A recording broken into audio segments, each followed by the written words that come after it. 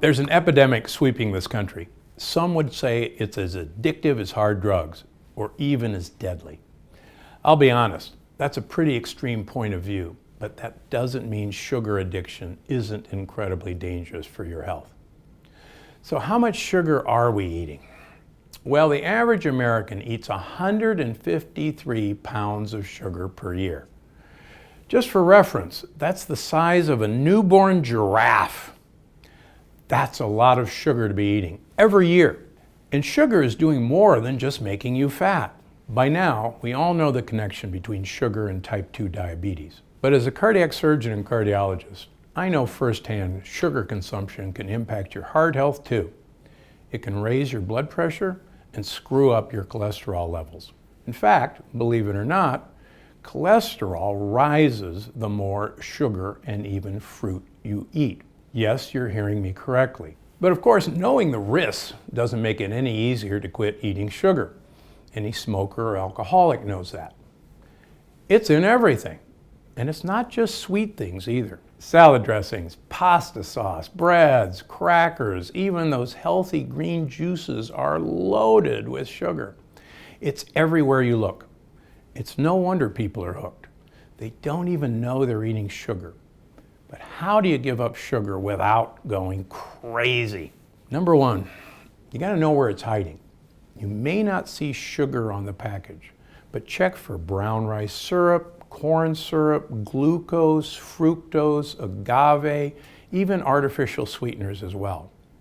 And remember, prepackaged food and even restaurant food is bound to have more sugar than stuff you make at home. Here's another trick. If you're actually reading the label on a package, a word of warning, don't look at the sugar on the table of contents. It's purposely misleading based on an agreement between the FDA and food manufacturers.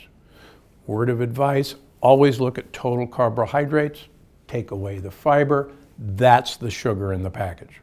Number two, give fruit the boot. Personally, I avoid all fruits, and I suggest my patients do the same. But if that feels impossible, stick to in-season fruit that's high in polyphenols. Stuff like raspberries, or pomegranates, or blackberries. My other word of advice, there aren't any blueberries in February or March. Your brain, if you're eating blueberries in February or March, doesn't think it's winter. It thinks it's summer, and will actually make you store fat for the upcoming winter, even though it's winter. Now believe me, as a sugar addict, I know how hard this is. Don't quit cold turkey. In fact, enjoy the occasional treat. I suggest a glass of red wine, but only about 4 to 6 ounces.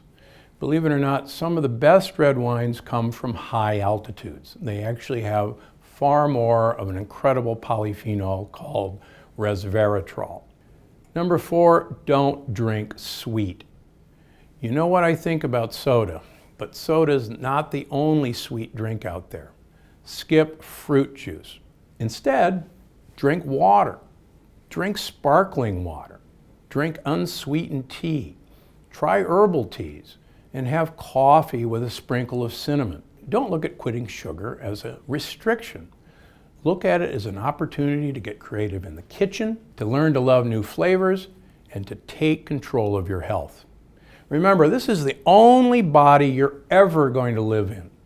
If you took care of this body like you took care of your house or your car, there'd be no question what you'd actually do.